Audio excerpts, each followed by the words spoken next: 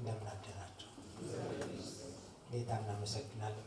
ዛሬ ከራእይ መጽሐፍ ራእይ ምዕራፍ 3 የመጀመሪያዎቹን 6 ቁጥሮች አብረን እንድናይ ነው እግዚአብሔር የሰጠኝ ክፍል።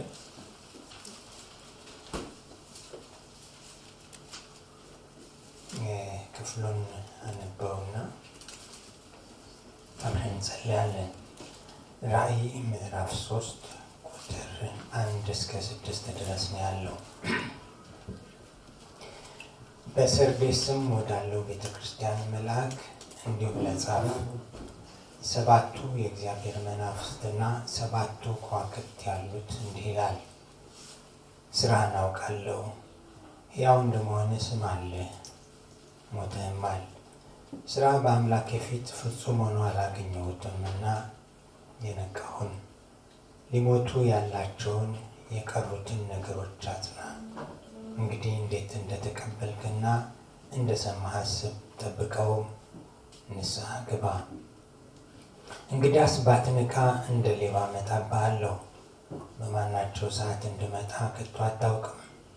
ነገር ግን ልብሳቸውን ያላረከሱ በሰርዴስ ጥቂት ሰዎች ከአንተ ጋር አሉ። የተገባቸውም ስለሆኑ ነጭ ልብስ ለብሰው ከኔ ጋር ይሄዳሉ። ድል የነሳው እንዲሁ በነጭ ልብስ ይጎናጸፋል፣ ስሙንም ከሕይወት መዝገብ አልደመስስም። በአባቴና በመላእክቱም ፊት ለስሙ መሰክርለታለሁ። መንፈስ ለአብያተ ክርስቲያናት የሚለውን ጆሮ ያለው ይስማ። እንጸልይ። እናመሰግናለን ቅዱስ አባት እግዚአብሔር፣ ዛሬም እንደ ልማድ ሰበሰብከን። ከልማድ ባለፈ ግን አንተ በዚህ ስላለ አንተን መፍራት ይሆንልን። ስለ ጠራህን ተመስገን፣ ስለ ሰበሰብከን ተመስገን። በስም ተገኝተናልና መሰብሰባችንን ስለ ስም ስትል ባርከው፣ በመገኘት ደስ አሰኘን።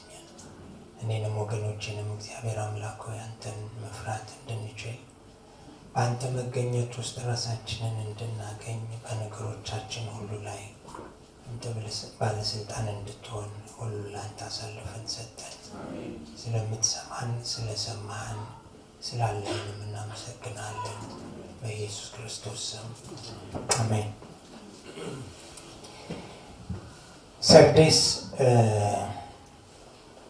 በራእይ መጽሐፍ ምዕራፍ 2 እና 3 ከተጠቀሱት 7 አጥቢያ ቤተ ክርስቲያናት መካከል አንዷ ናት።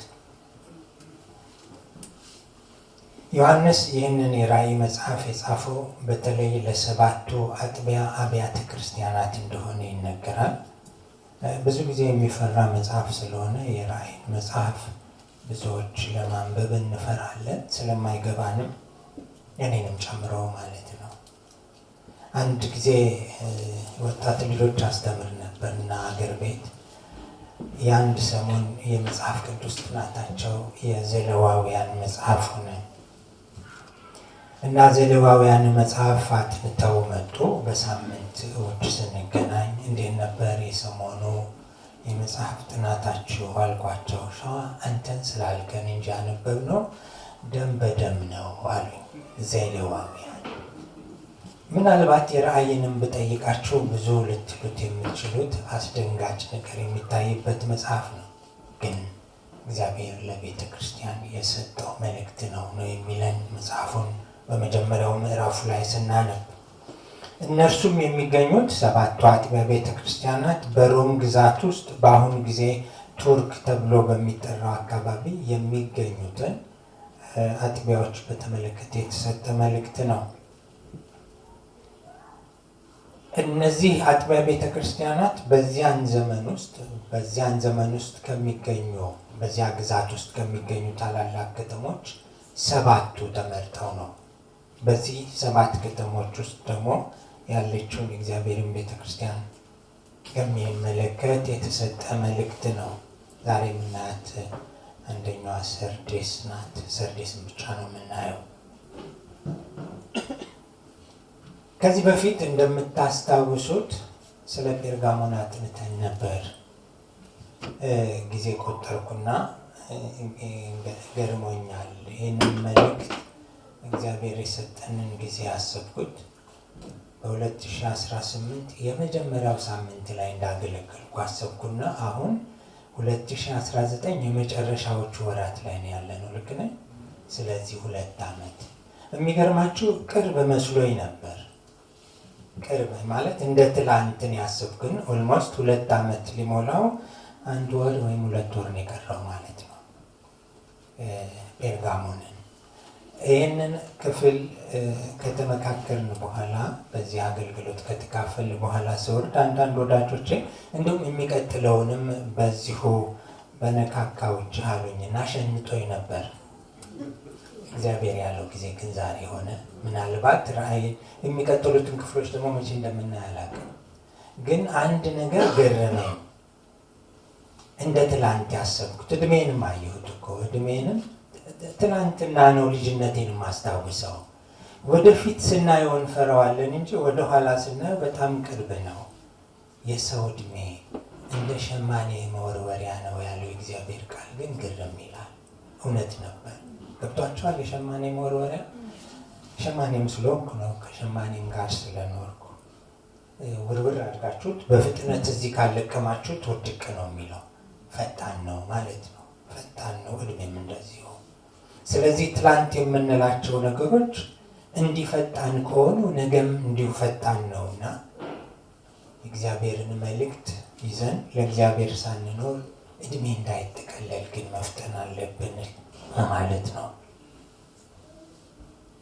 ለቤተ ክርስቲያን የተሰጠውን ምክር ደግሞ ያን ጊዜ በእንዲህ መልክ አይተነው ነበር። እንግዲህ 2 ዓመት ከሆነ ትንሽ ላስታውሳችሁ። 3 ክፍል ነበር ያየነው፣ ወይም በ3 ከፍለን ያየነው። የመጀመሪያው ምስጋና እንደሆነ አይተናል። የጴርጋሞንን ምዕራፍ 2 ላይ ያየነው ታማኝነታቸውን ጠብቀው ወይም እምነታቸውን ጠብቀው ስለነበር እግዚአብሔር ያመሰግናቸዋል ወይም ምስጋና ይሰጣል። ከእነሱ መካከልም አንዱ ታማኝ ምስክሬ የሚለው አንቲጳስም የሞተበትም ዘመን ነበር። ከመካከላቸው ለእግዚአብሔር ሲሉ የሞቱ ሰዎች ነበሩ ማለት ነው። ወቀሳም ነበረው ያን ጊዜ። የተወቀሱበት መንገድ ደግሞ የኒቆላውያንን ትምህርት ወይም የበለዓምን ምክር በቀላሉ ያስተናገዱ ሰዎች ስለነበሩ ተወቅሰዋል። ተቀላቅሎ መኖርን፣ ምንም አይደለም ብሎ መኖርን፣ ችግር የለውም ብሎ መኖርን እግዚአብሔር ወቀሰ ያን ጊዜ፣ ዛሬም ይወቅሳል።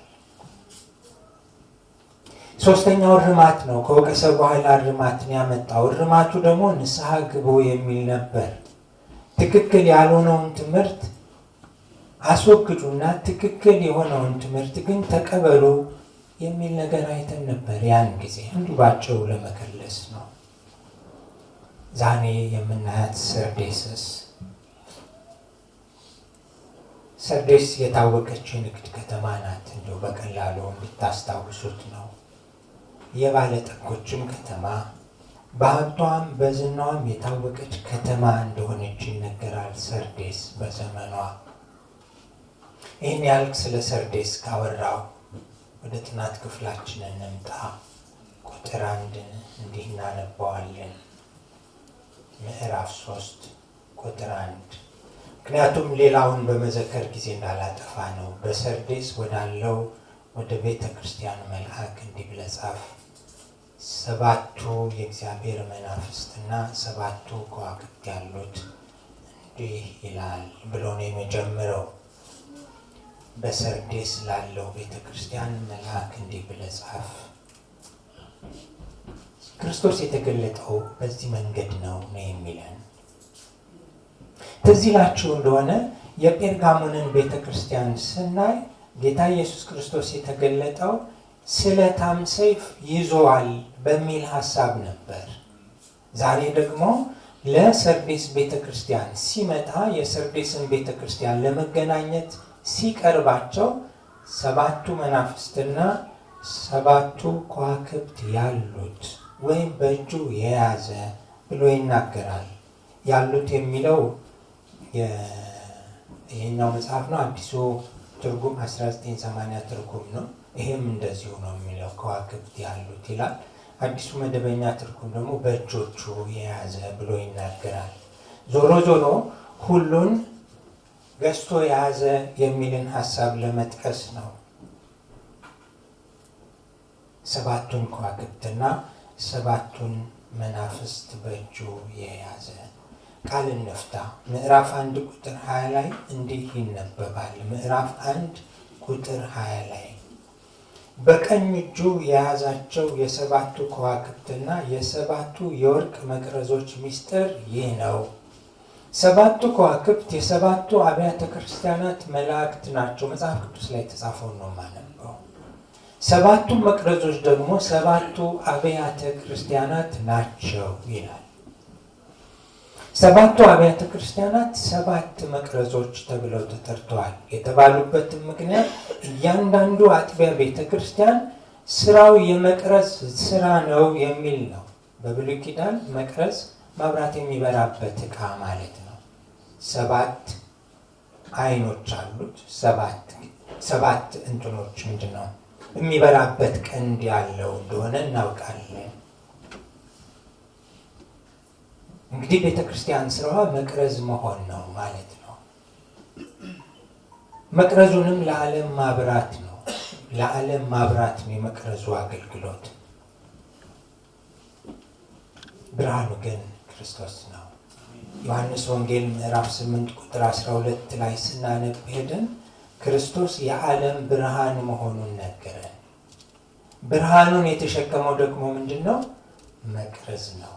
ስለዚህ ሰባቱ መቅረዞች በእጆቹ ያዘ ወይም ሰባቱ መቅረዞች ያሉት ሲል ብርሃኑን የተሸከሙት ቤተ ክርስቲያን ወይም ሰባቱን አገልግሎት የተቀበሉት የእግዚአብሔር መቅረዞች ናቸው፣ የእግዚአብሔር አገልጋዮች ናቸው የሚል መልእክት ነው የሚሰጠን ያለ። ልክ እኛም የእግዚአብሔር መቅረዞች ነን ብለን ስንነጋገር የእግዚአብሔር ብርሃን በእኛ ላይ የሚበራንን ማለታችን ነው። የእግዚአብሔር ብርሃን አንዳንድ ጊዜ ትርጉሙ ይበላሻል። እግዚአብሔር ብርሃን ከኛ ይወጣል እንጂ የእግዚአብሔር ብርሃን ወደኛ ይበራል አይደለም። የእግዚአብሔርና ብርሃንማ በራልንማ የእግዚአብሔር እውነት ተገለጠልን፣ እጃችንን ለጌታ ለኢየሱስ ክርስቶስ ሰጠን።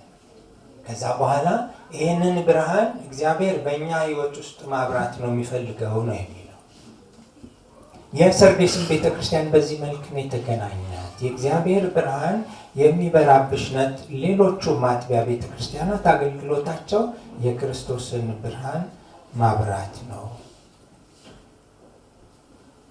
የመልእክቱ ሰጪ ጌታ ኢየሱስ ክርስቶስ የሰርዴስን ቤተክርስቲያን እንግዲህ ከበድ ባለ ሁኔታ ይወቅሳታል።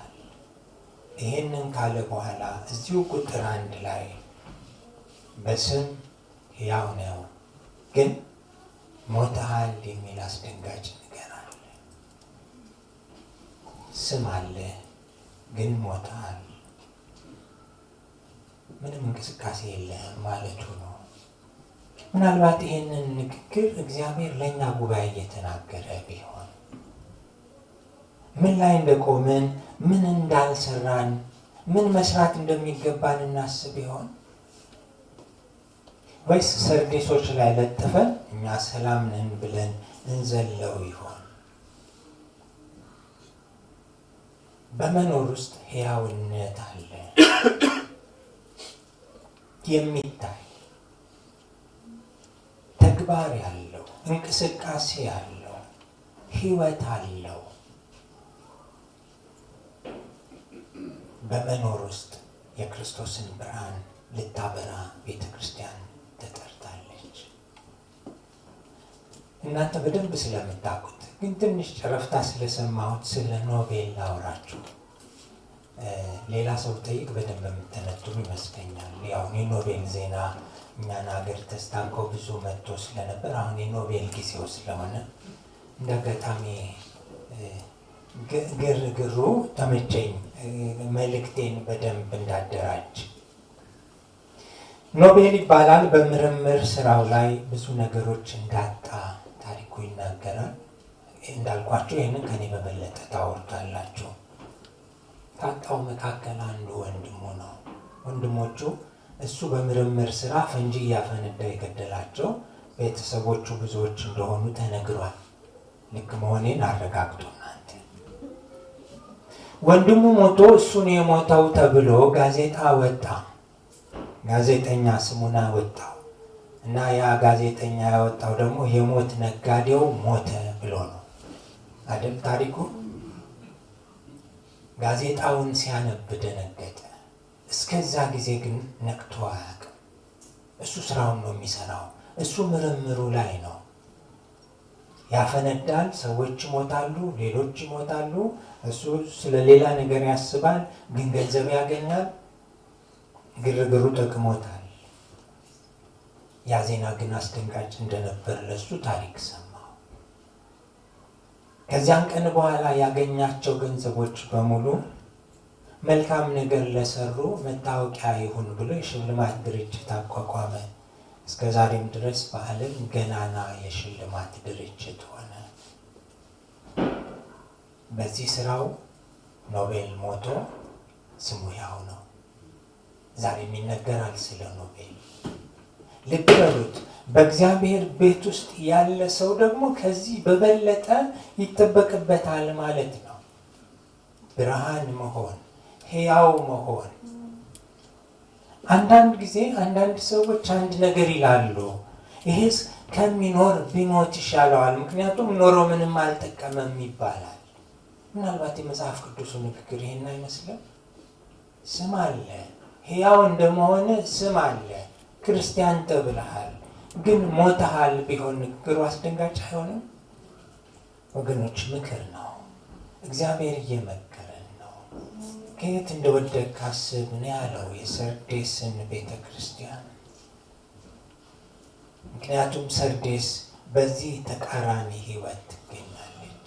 ሕያው የመሆን ጉዳይ ሳይሆን የሞት ህይወት እየኖረች ነው። ሕያው እንደመሆን ስም አለ፣ ግን ሞተሃል። ልብ በሉት። ጌታ ኢየሱስ ክርስቶስ ስለ በደልና ስለ ኃጢአታችን ስለሞተልን የሚሞት ታሪክ ከኛ ተወግዶ ሕያው ይሆነናል። ሕያው የሆንበትን ህይወት አለመኖር ግን ያስወቅሳል። ሰርዴስ የነበሩ ክርስቲያኖች ምን ነካቸው ያስብላል። ምናልባት ሰርዴስ ብቻ ላይሆን ይችላል። በስቶክሆልም ኢየሩሳሌም ቤተ ክርስቲያን ውስጥ ያለን ምዕመናን ምን ነካን እንዳንባል ዛሬ ምክሩ ለእኔና ለእናንተ ነው። የመንፈስ ቅዱስ ሐሳብ ዛሬ እኔና እናንተን ያነቃል። ይሄ ምን ነካት ያስባለው የሰርዴስ ቤተ ክርስቲያን እዚህ በዮሐንስ ራእይ ውስጥ ከተጠቀሱት ብዙ አጥቢያዎች ከደረሰባቸው ነገር አንጻር ሲታይ እነሱ ተዘለው ነው የሚኖሩት። ሌሎች መከራ ይካፈላሉ። ባለፈው ያየነው ጴርጋሞን እንኳን ሰው እስኪሞትባት ድረስ ለክርስቶስ መስዋዕት ሆናለች። ጴርጋሞን ግን ምንም የለም፣ ሀብት፣ ምቾት፣ ሰላም ምንም የለባቸውም። ታዲያ ለክርስቶስ እንዳይኖሩ ምን ነካቸው የሚያስብል ጥያቄ ያመጣል። ምናልባት የአውሮፓም የምዕራቡም ዓለም ክርስትና በሰላም ይኖራል፣ ግን ምን ነካው የሚያስብል ህይወት አለው። ምን ነካው የሚያስብለው ደግሞ በአካባቢው ከሚኖር ማህበረሰብ ጋር መስሎ መኖር ነው። ክርስቲያኖች ክርስቲያን ካልሆኑ የሚለዩበት ምንም ነጥብና ምንም ቋንቋ የሌለበት ዓለም ላይ ነው ያለ ነው። ክርስቲያኖች ለክርስቶስ ያላቸው ምስክርነት ደብዝዟል ወይም ደንዝዘው ያሉበት ዘመን ነው። መብት፣ ዲሞክራሲ በሚል ሰበብ ሰዎች ለእግዚአብሔር ለመኖር ያቃተን ዘመን ነው። አንድ ነገር ቢደረግ መብቱ ነው፣ መብቱ መነካት የለበትም።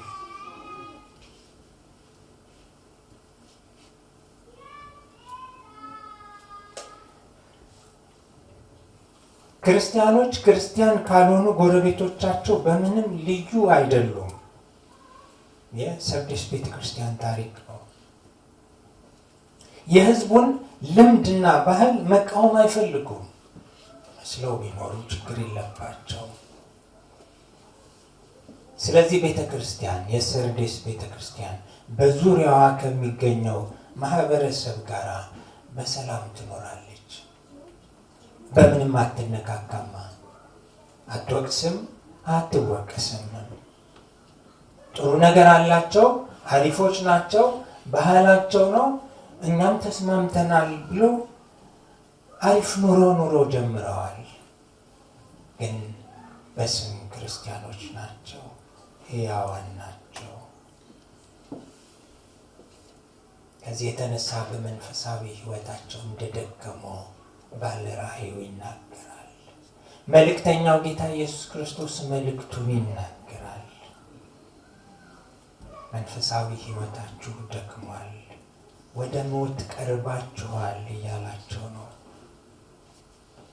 ከእግዚአብሔር የሆነ መልካም ነገር አልጎደለባችሁም፣ ግን ለእግዚአብሔር ማቅረብ የሚገባችሁ መልካም ነገር ግን ጎሏል። ስለዚህ ሙታን ናቸው። ከዚህ ይላችኋል በመዝሙረ ዳዊት 106 ቁጥር 15 ላይ ለእስራኤል እግዚአብሔር መልካም ነገር አደረገ፣ የሚፈልጉትን በሙሉ ከእግዚአብሔር ለመኑ።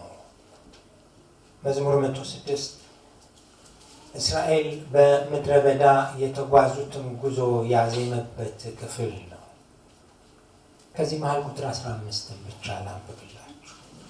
የለመኑትን ሰጣቸው፣ ለነፍሳቸው ግን ክሳትን ላከ ይላል። ሰርዴስ ይህንን ነው የምትመስል። ዛሬስ እኛ ምን እንመስላለን?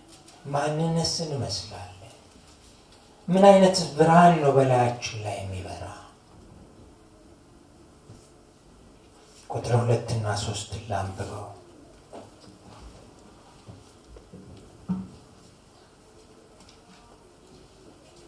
ስራህን አውቃለሁ፣ ሕያው እንደመሆን ስም አለ፣ ሞተህማል ካለ በኋላ ቁጥር 2 ስራህ በአምላኬ ፊት ፍጹም ሆኖ አላገኘሁትምና የነቃሁን ሊሞቱ ያላቸውን የቀሩትን ነገሮች አጽና።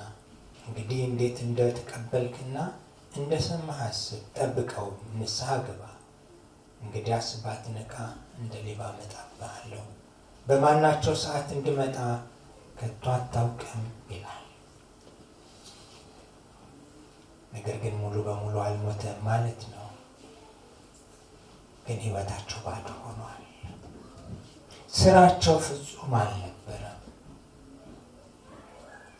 ክርስቶስም እንዲህ ባሉ ክርስቲያኖች አልተደሰተም። ይሁን እንጂ ትንሽ መንፈሳዊነት አላቸው። ሕያው እንደመሆን ሕያው ናቸው። ሕያውነታቸው እነርሱ ዘንድ ብቻ ቀርቷል፣ ለሌላ አያበራም። ስለዚህ ጌታ ኢየሱስ ክርስቶስ እንደዚህ ይላል፣ ንቃ። በኤፌሶን መልእክት ከእንቅልፋችሁ ንቁ ይላል። እንደውም ኤፌሶንን ብናነበው ደስ ይለኛል። ኤፌሶን ምዕራፍ 5 ከቁጥር 11 ጀምሮ ምዕራፍ 5 ከ11 ጀምሮ እንዲነበባል። ፍሬም ከሌለው ከጨለማ ስራ ጋር አትተባበሩ፣ ይልቁንም ግለጡት እንጂ። እነርሱ በስውር ስለሚያደርጉት መናገር እንኳን ነውር ነውና፣ ሁሉ ነገር በብርሃን ሲገለጥ ይታያል፣ የሚታየው ሁሉ ብርሃን ነውና። ስለዚህ አንተ የምትተኛ ንቃ፣ ከሙታንም ተነሳ፣ ክርስቶስ ያበራልሃል ይላል መጽሐፉ። በነገራችሁ ላይ በዚህ ዘመን በኤፌሶን መልእክት በሚሰጥበት በዚያ ዘመን ይህ ቃል የክርስቲያኖች ዝማሬ ነበር ተብሎ ይታወቃል። ያዜሙት ነበር። የለም አንተ የምትተኛ ንቃ፣ ከሙታንም ተነሳ፣ ክርስቶስ ያበራልሃል። ልብ በሉት፣ ሕያዋን ናቸው። በቁማቸው ነው ያሉት፣ ይንቀሳቀሳሉ፣ ግን ተግባር ስለሌላቸው የሙት ሕይወት ነው የሚኖሩት። ሙት ምንም ስሜት የለውም። ልብ በሉት፣ ሕያው ሆኖ ስሜት ማጣት አስደንጋጭ ነገር ነው። እግራችሁ ደንዝዞ ያውቃል አይደል? አንዳንድ ጊዜ እግርም እጅም የሚደነዝዝበት ጊዜ አለ። ብትቆነጥጡት እንደዚህ ብትሉት አንዳንድ ጊዜ ድዝ ሲል የራሴም አካል አይመስለኝም አይደል? የራስ እስከማይመስል ድረስ ህይወት ሲደነዝዝ ከባድ ነው።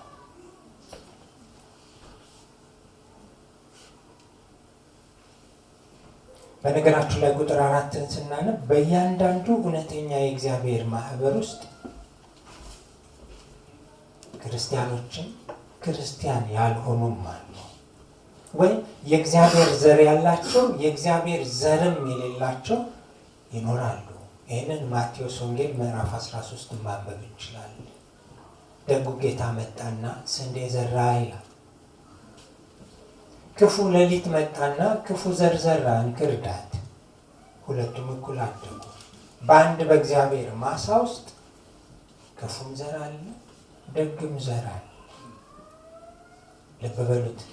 ደጉን ዘር መሆን እንጂ ክፉን ዘር መከተል ከባድ ነው። አንዳንዴ ክፉ ዘር ደግ እንዳታደርጉ ሊያንቃችሁ ይችላል።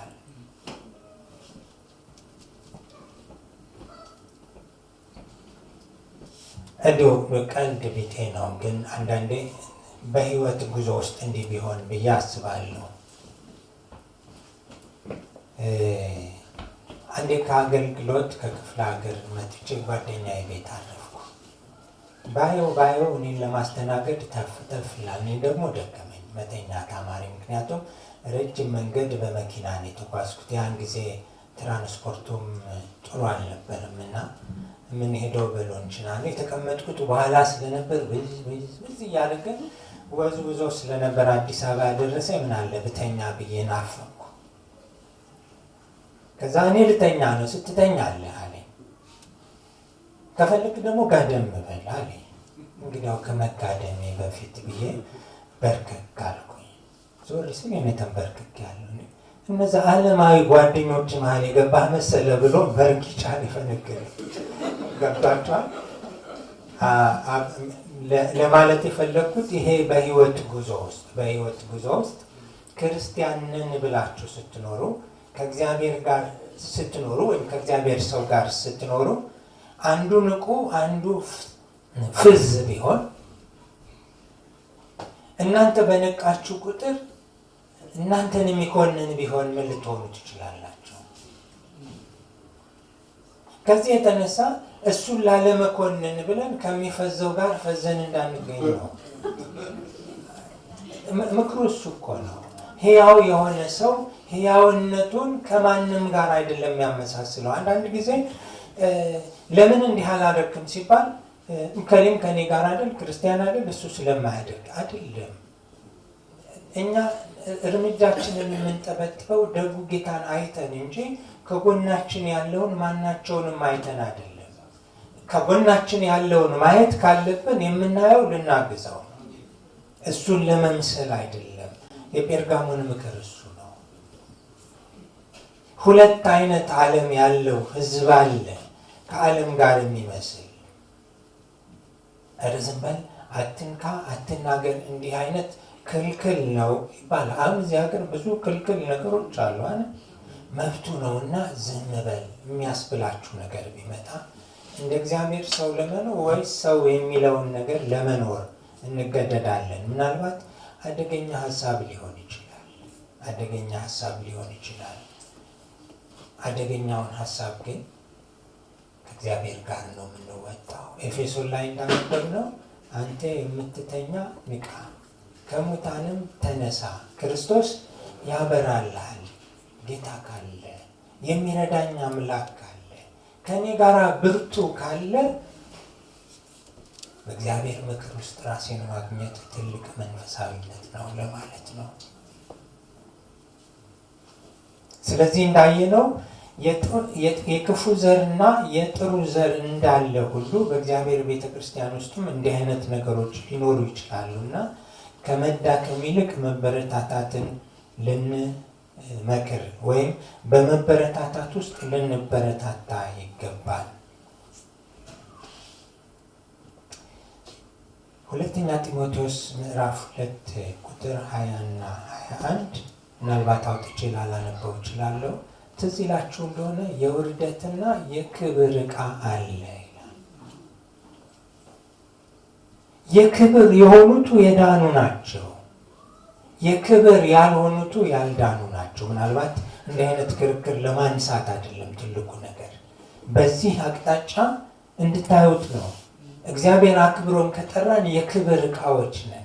በአንድ ቤት ውስጥ የክብርና የውርደት ዕቃ አለ ስለሚል አሁን ይሄኛው ድኗል ይሄኛው አልዳንም ለማለት አይደለም። ትልቁ ሐሳብ ለክብር የተጠራን የክብር አገልጋዮች የክብር ዕቃ ነን የሚለውን ሐሳብ ግን እንድታሰምሩበት ፈልጌ ነው። ለዚህ ነው በሰርዴስ በጣም ጥቂት እውነተኛ ክርስቲያኖች ነበሩ። የክብር ዕቃዎች ናቸው። ራሳቸውን ከዓለም መንገድ የጠበቁ ናቸው።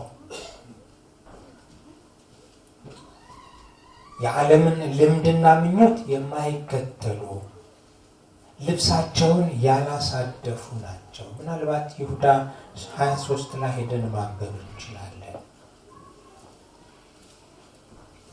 ራሳቸውን ከዓለም ርኩሰት ያነጹ እነዚህ እውነተኞች ናቸው። የሚለብሱትም ነጭ ልብስ ነው። ነጭ ልብስ ጌታ ይሰጣቸዋል። እነዚህ ከጌታ ከኢየሱስ ክርስቶስ ጋር የሚራመዱ ናቸው። ነጭ ቀለም የጽድቅ የንጽህና ምልክት ነው። ነጭ የለበሰ ሰው ጥንቁቅ ነው። ምክንያቱም ቶሎ ለመቆሸሽ የተጋለጠ ስለሆነ፣ ጉድፍ ለመሰብሰብ የተጋለጠ ስለሆነ።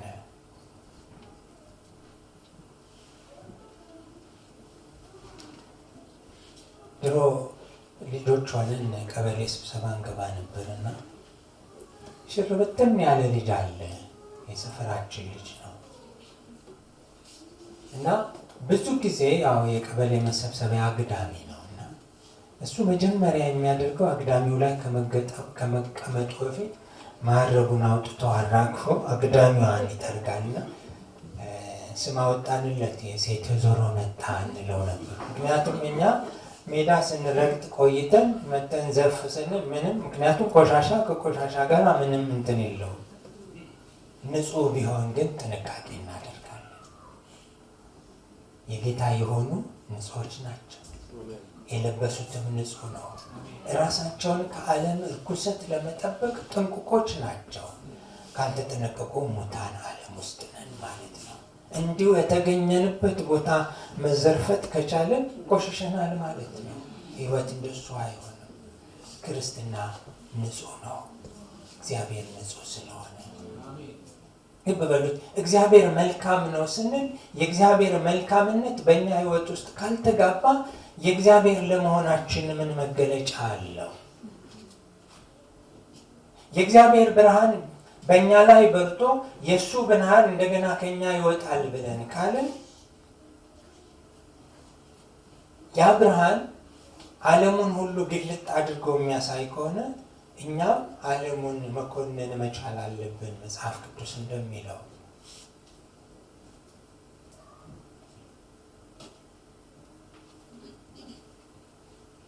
ድል ለሚነሱት በእምነታቸው እስከ መጨረሻው የሚጸኑት እንደሆኑ ይናገራል። በእግዚአብሔር ፊትም ጻድቃን እንደሆኑ የጸደቁ እንደሆኑ ይናገራል። ጻድቃን ማለት ጸደቀ ማለት ልክ ሆነ ማለት ነው። አንዳንድ ጊዜ ብሎን ገጥማችሁ ታውቃላችሁ?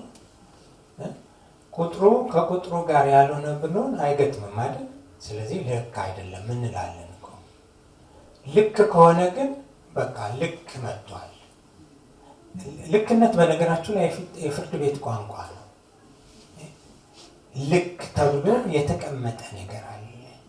ከዚያ ልክነት ጋር መግጠም ነው ጽድቅ። እነዚህ ስማቸው በሕይወት መጽሐፍ ጨርሶ አይጠፋም። ማለትም ስማቸው ይኖራል ነው የሚለው። ስማቸው ይኖራል፣ ስማቸው ለዘላለም ይኖራል ብሎ ይለናል። እዚህ አሁን አነበብነው የሰርዴስ መልእክት ውስጥ በሰርዴስ ጥቂት ሰዎች ካንተ ጋር አሉ፣ የተገባቸው ስለሆኑ ነጭ ልብስ ለብሰው ከኔ ጋር ይሄዳሉ።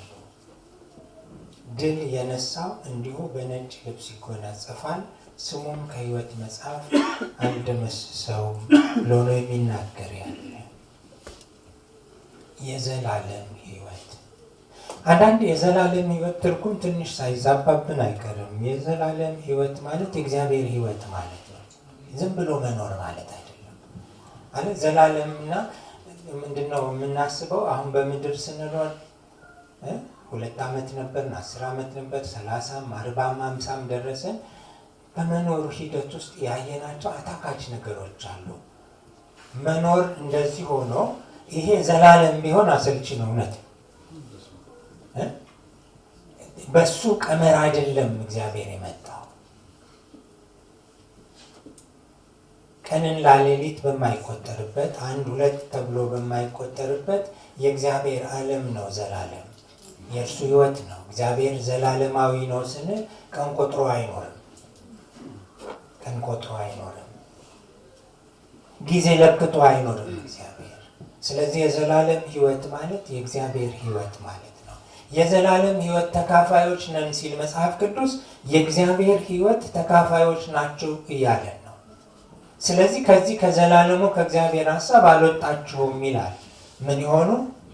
እውነተኞች ይሆኑ፣ ራሳቸውን ያላጎደፉ። በሰርዴስ ጥቂት አሉት።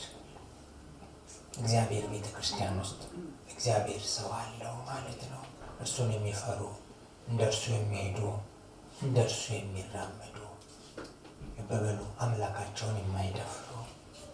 አንዳንዴ አስባለሁ መድረክ ስወጣ ሁል ጊዜ ያስፈራኛል እና ለምን እንደማይለመድ ታውቃላችሁ? እግዚአብሔር ትልቅ ስለሆነ፣ የማይደረስበት ስለሆነ። ምክንያቱም ዛሬ ገባኝ ከምለው ነገር ነገ ስመጣ የበለጠ ሆኖ አገኘዋለሁ እግዚአብሔርን። ስለዚህ ዛሬ አየሁት ብዬ ከፈራሁት ነገር በላይ እግዚአብሔር የሚያስፈራ ነው። ስለዚህ በስሙ መቆም፣ እሱ ፊትም መቆም ያስፈራል። እግዚአብሔር ትልቅ ነው። እግዚአብሔር ትልቅነት ካልገባል ከ1 እና ከ2 ዓመት በኋላ አብረን ኖረናል ብለን የቆሎ ጓደኛ እናደርገዋለን። ደግነቱ የቆሎ ጓደኛ የምናደርገው አምላክ አይደለም። እግዚአብሔር ትልቅ ነው። የሚገርመኝ ሀሳብ አለ። እግዚአብሔር ትልቅ ነው ቢሆንም ሰውን አይንቅም ይላል። ንግግሩ ይገባቸዋል። እንደ ትልቅነቱ ትንሽ የሆነው ሰው ጋር ሲመጣ ገጥሞ መኖሩ በራሱ የሚያስገርመው ይመስለኛል ጸሐፊው። ትልቅ ብለን ካልነው በላይ እግዚአብሔር ትልቅ ነው። ገብቶናል ካልነው በላይ እግዚአብሔር በጣም ሰፊ ነው። ስለዚህ የእሱን ሕይወትን የተካፈልነው እንዲህ ብለን ልንተነትነው የምንችለው አይደለም። እግዚአብሔር ሕይወቱንም እንዲህ ብለን አንተነትነው። ይልቅስ እሱን ፈርተን አክብረን ለእርሱ ኖረን ማለፍ እንጂ ከሞት ማምለጥ እንጂ። በአብ ፊት ድል የነሱትን ክርስቶስ ስሞቻቸውን ያውቃል ብሎ ይለናል። ምናልባት በተጨማሪ ማቴዎስ ወንጌል ምዕራፍ 10 ሄደን ማንበብ እንችላለን። የመጨረሻዎቹን ቁጥሮች ላንብባቸው። ቁጥር 6 ላይ 5 እና 6 ድል የነሳው እንዲሁ በነጭ ልብስ ይጎናጸፋል፣ ስሙም ከሕይወት መጽሐፍ አልደመስስም። በአባቴና በመላእክቱም ፊት ለስሙ እመሰክርለታለሁ። መንፈስ ለአብያተ ክርስቲያናት የሚለውን ጆሮ ያለው ይስማ ይላል። ክርስቶስ በእግዚአብሔር ፊት ይመሰክራል። እንደውም በሌላ ክፍል ሮሜ ምዕራፍ 8 ቁጥር 34 ዕብራውያንም ሄዳችሁ ስታነቡት ጠበቃችን ነው ይላል። ምስክራችን ነው ማለት ነው። ጠበቃ፣ ተሟጋች፣ ምስክር። ስለዚህ በእርሱ ላይ የማያቋርጥ እምነት ይኑረን ስንል ሊኖረን ይገባል። እምነት ይኖረን ስንል ከሞት ህይወት መውጣት አለብን። ሕያው ከሆነ ሕያው የሆነ ህይወት በእኛ ህይወት ውስጥ ሊታይ ይችላል። የሚኖር ስም፣ በእግዚአብሔር ቤት ውስጥ የሚኖር ስም። በመግቢያ ላይ እንዳልኩት እንዳነበብነው ሁሉ ነገር በእጁ ያለ አምላክ ነው ተናጋሪው። ሁሉ ነገር በእጁ ያለ፣ ሁሉ ነገር ያለው አምላክ ነው። ምን ማለት ነው? ሁሉን የሚያይ፣ ሁሉን የሚያውቅ፣ ሁሉን የሚፈትሽ፣ ብቻ ሁሉን ማድረግ የሚችል እግዚአብሔር ነው ያለን። ወደ ሰርዴስ የመጣው እግዚአብሔር የተገለጠበት መንገድ ይሄ ነው። ሰባቱ የእግዚአብሔር መናፍስት፣ ሰባቱም አብያተ ከዋክብት ያሉት እንዲህ ይላል። ሰባቱ የእግዚአብሔር መናፍስትና ሰባቱ ከዋክብት ያሉት እንዲህ ይላል። ስለዚህ ያሉት ጌታ ነው፣ የሚያውቅ ጌታ ነው፣ የሚመረምርና የሚፈትሽ ጌታ ነው የመጣው። ስለዚህ ሰርዴስን ይወቅሳል። ሞተሻል ነው የሚላት። ጥቂት ሰዎች አሉ ግን በሕያውነት የሚመላለሱ፣ ግን በጥቅሉ ሲታይ መኖር የተገባትን ህይወት እየኖረች አይደለም። የጥያቄ እኛ ቢሆን እርምጃችን ምን ይመስል እንደው እንድንፈትሽ ያስፈልጋል። ሰርዴስ ተወቀሰ። ወቀሳ ጥሩ ነው፣ ያነቃል። አንተ የምትተኛ ንቃ፣ ክርስቶስ ያበራልሃል። ከሙታንም ተነሳ። ይመክራል ሰርዴስን እግዚአብሔር ቃል። ጌታ ኢየሱስ ክርስቶስ ንቃ የተኛ ድል ንሳ ብሎ ይናገራል። በዛ ያቆመም ሰርዴስን ተስፋ ይሰጣል። የእኔ የሆኑትን አውቃለሁ፣ በአባቴ ፊት እመሰክርላቸዋለሁ። ነጭ ልብስም ይለብሳሉ፣ ተጠንቅቀው ይራመዳሉ፣ ተጠንቅቀው ይወጣሉ፣ ይገባሉ። ወገኖች ዛሬ መንፈስ ቅዱስ ለእኛም ያለው መልእክት ደግሞ ይኸው ነው። መንፈስ ለአብያተ ክርስቲያናት የሚለውን ጆሮ ያለው ይስማ ይላል። ሰርዴስን ከተናገረ በኋላ ሰርዴስ ላይ እንዲቆም አይደለም። ለሰባቱ አብያተ ክርስቲያናት የተሰጠው መልእክት ለሁሉም አጥቢያ፣ በዘመን መካከልም ለተወለደች ለእግዚአብሔር ቤተ ክርስቲያን የሚነገር መልእክት ነው። ስለዚህ በየዘመኑ እግዚአብሔር ሰዎች ሊሰሙት የተገባ መልእክት መሆኑን ለማሳየት ነው። መንፈስ ለአብያተ ክርስቲያናት የሚለውን ጆሮ ያለው ይስማ። መንፈስ ቅዱስ የሚናገረው ጆሮ ያለው ይስማ። ልብ ይበል ማለቱ ነው። ልብ ይበል፣ ወቀሳውን ልብ ይበል፣ ምክሩንም ልብ ይበል፣ ተስፋውንም ልብ ይበል። ልብ እንድንል ደግሞ እግዚአብሔር የልቦናችንን አይኖች አብራ። ተባረኩ። ከቄስ ጋር አብረን እንጸልይ።